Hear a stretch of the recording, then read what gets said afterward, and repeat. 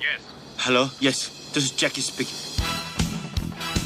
Hi, my name is Tony, and this is Every Frame a Painting. Some filmmakers can do action, others can do comedy, but for 40 years, the master of combining them has been Jackie Chan. These days, there's a lot of movies that combine funny scenes with fight scenes. But even when the movie's good, the comedy and action seem to be two different directors and two different styles. And that's why Jackie's so interesting. In his style, action is comedy, and his work shows that the same filmmaking principles apply, whether you're trying to be funny or kick ass. So let's dive in. If you'd like to see the names of the films as I'm talking, press the CC button below. Ready? Let's go. So, how does Jackie create action that is also funny? First off, he gives himself a disadvantage. No matter what film, Jackie always starts beneath his opponents. He has no shoes, he's handcuffed, he has a bomb in his mouth. From this point, he has to fight his way back to the top. Each action creates a logical reaction. And by following the logic, we get a joke. In movies, this comedic style goes back to the silent clowns like Chaplin, Lloyd, and Keaton. But I think Jackie has distilled it down to one line of dialogue. Please! I said I don't want trouble! Because he's the underdog, Jackie has to get creative, which brings us to point number 2.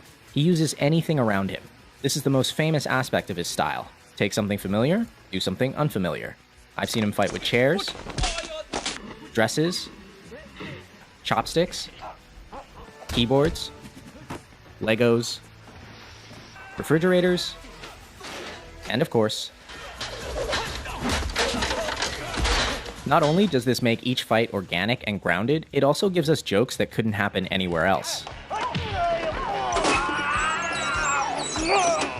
Number 3, Jackie likes clarity.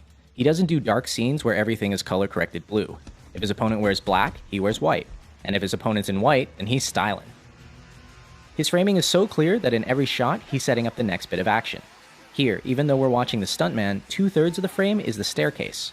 A few seconds later, we see why.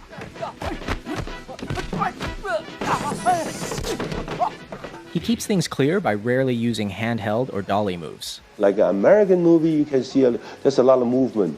When the camera angle movement, that means the actor, they don't know how to fight. In slow motion, you can see how the camera operator swings around to make the hits seem more violent. But since Jackie can fight,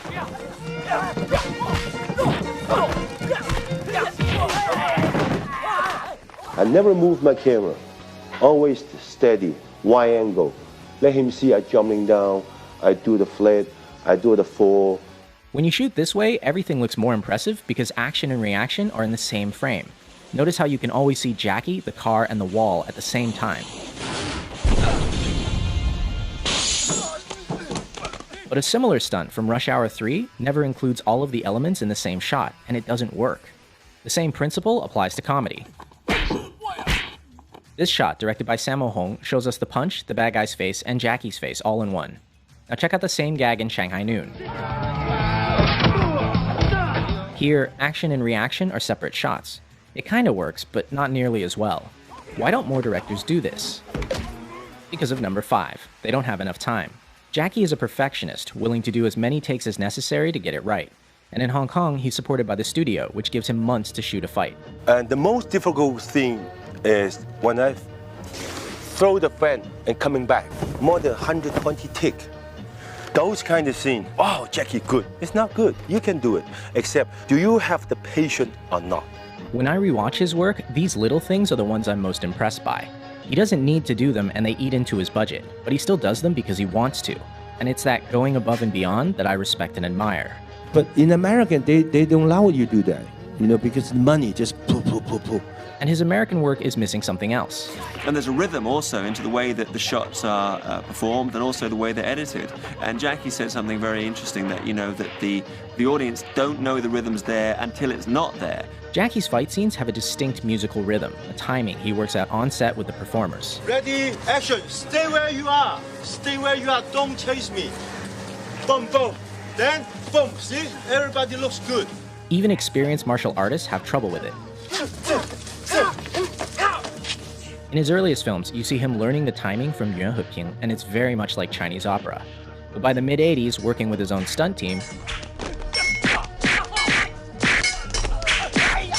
He had something totally unique. In America, many directors and editors don't understand this timing, and they ruin it by cutting on every single hit. But in Hong Kong, directors hold their shots long enough for the audience to feel the rhythm.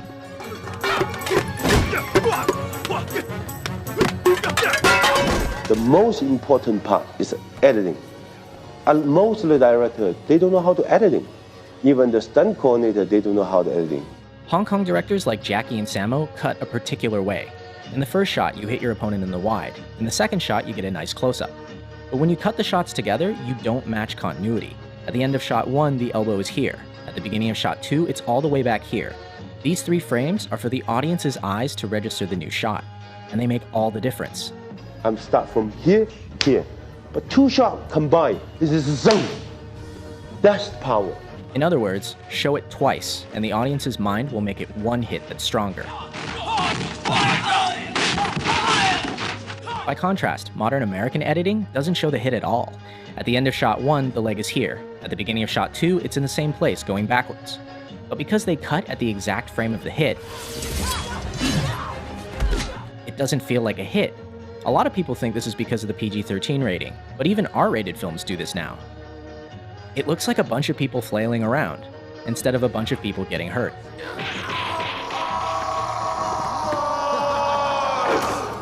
Ouch! Which brings us to number 8, pain. Unlike a lot of action stars who try to look invincible, Jackie gets hurt. A lot. Half the fun of his work is that not only are the stunts impressive,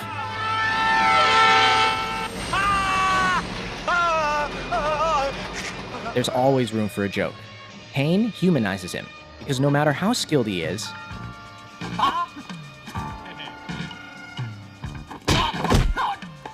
he still gets smacked in the face. In fact, Jackie's face may actually be his greatest asset. Many times the look he gives is all it takes to sell a joke, like when he does an entire fight holding a chicken. Or dressed as Chun-Li. And last, Jackie's style always ends with a real payoff for the audience. By fighting his way from the bottom, he earns the right to a spectacular finish.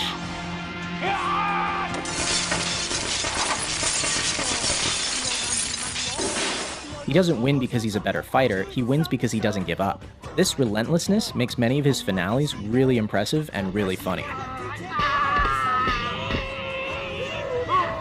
And it's in direct contrast to a lot of his American work, where bad guys are defeated because someone shoots them.